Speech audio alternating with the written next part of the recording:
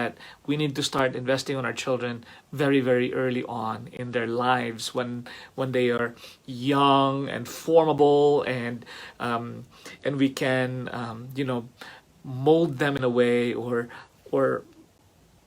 create foundations of their life at a time that they need it most, when they're not able to do it on their own.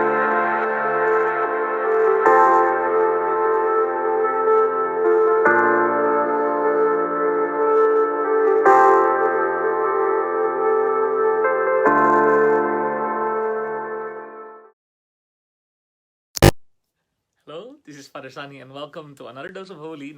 It's good to be with you today, and what I'd like to talk about is what you've seen in my topic. It's investing on our children. Now, for some of you, you might be like, "What? What do you mean by investing? Is it like a bank? Are you just doing this out of some kind of a business deal? Are our children like assets or cash that we're just there because we're kind of okay?" It's not really about that.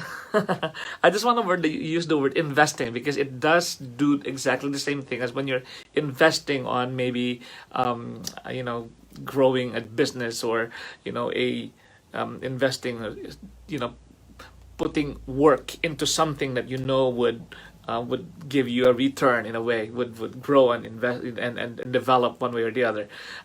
That's the idea that I want to mention. I want to talk about today. So, in church, we are given the privilege to gather people around, gather families, and help them out in improving, or growing, or building the lives of children. Mostly parents come to us at church, especially when the children are very, very young. They are newly born, most of them not even 1 year old, and they're bringing the children, and they're telling us to baptize the children into the faith. They believe in the power of baptism. They want their children, to be dedicated to the Lord, for them to be given the gift of faith and life, and all those good things that we invest on our children, or we share to our children. Those are all great, and I think that's the beginning of what I'm calling investing on our children today.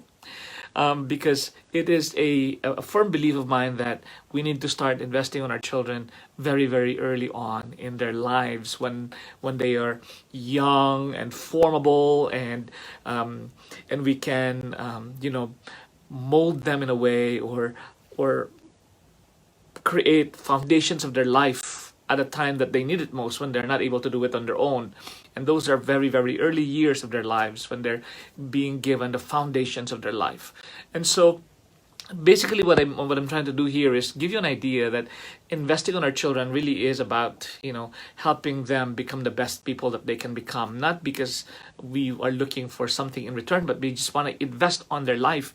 We want them to become the best that they can be, as God invests on us, our lives. God gives us this life in order that our lives may grow and blossom and bear fruit and become beautiful and wonderful and glorify Him in the end.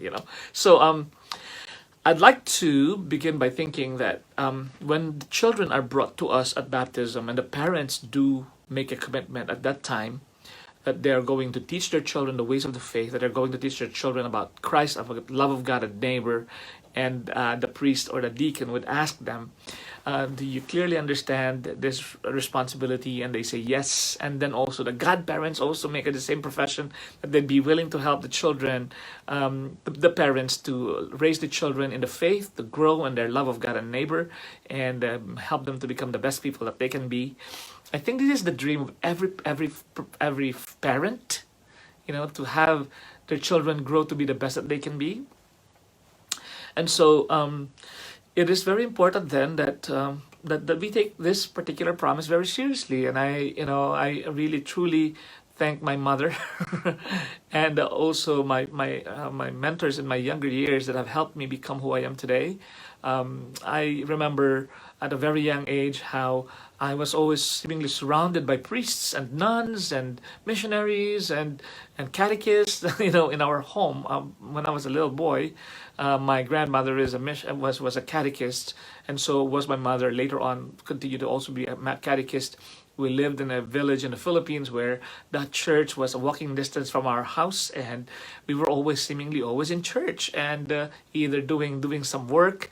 My grandfather was a sacristan; he was a bell toller. My grandmother always had a lot of visitors because she was also a prayer leader in the village. She led prayers in the village, but also we had my uncles had friends who were priests and nuns, and they were just everywhere in my environment as a little boy. And so I was always used to seeing these priests and nuns as a little child, and who would know later on that that had something to do with the foundation of my own life, so that today I'd be a priest myself. In fact, my mother, just hours before my mother gave birth to me, a Benedictine monk was in the house, and out of that visit of that Benedictine monk in the house, I would have my name. I would be named after that monk that came and visited the house just a few moments before I was born. So, investing in our children means introduce that finding ways by which we can help them to fall in love with God as early as when they are just discovering the mysteries of the universe. All right, when they are just very young, and now you're starting to point to the reason why this is this way is because God so and so has given this as a gift. So they have to grow. They have to grow at a very early age in an environment, an ambiance where faith is being proclaimed and celebrated in the home, where the basic values of Christianity are being taught and upheld and modeled by the parents. So if a child grows up in a prayerful atmosphere, prayerful family, and would continue to grow in this way, that child will grow to learn the value of praying. When a child is grows up or is born into the world and begins living in an environment where people talk loud, that child will be talking loud.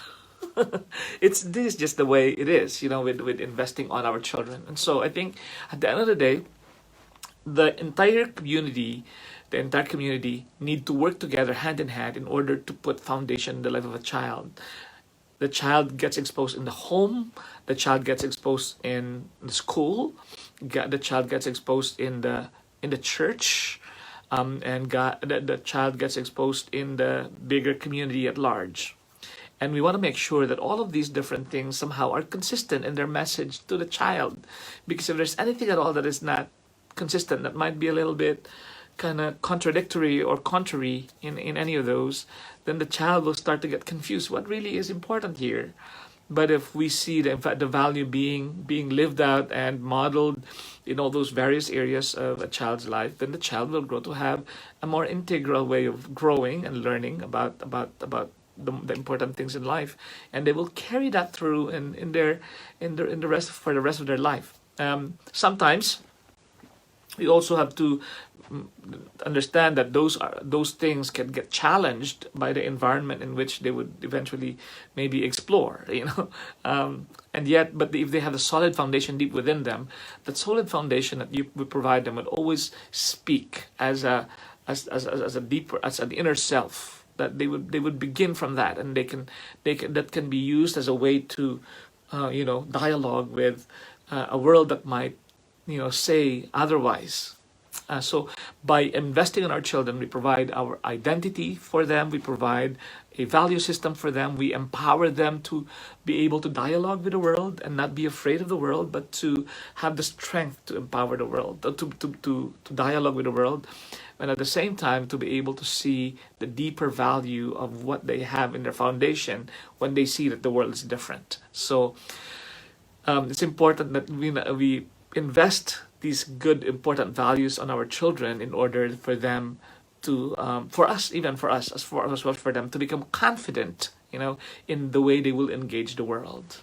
Because if we will provide a strong and solid, consistent foundation in their lives, and when we invest on our children's spiritual, social, holistic development, really, then we are already giving them so much power that they will be able to choose what is right, what is good, what is healthy, what is holy, when they discern it right deep within them. So I take this opportunity to encourage our parents, our grandparents who are a lot these days spending a lot of time with the grandchildren.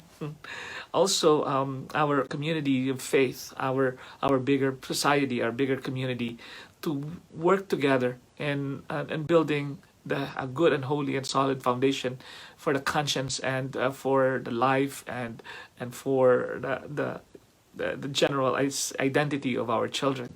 This is an important thing because it will help build a community, you know, a community, a stronger community than our own generation. So this is a task for all of us, and I encourage us all to work together in this. Wherever you are in the universe, consider this and start having conversations about these things with other people that you work with, particularly your own family, beginning from your own family. God bless you today, and this is Father Sunny for a happy and healthy and holy life. Until next time here, Dose of Holy. God bless you.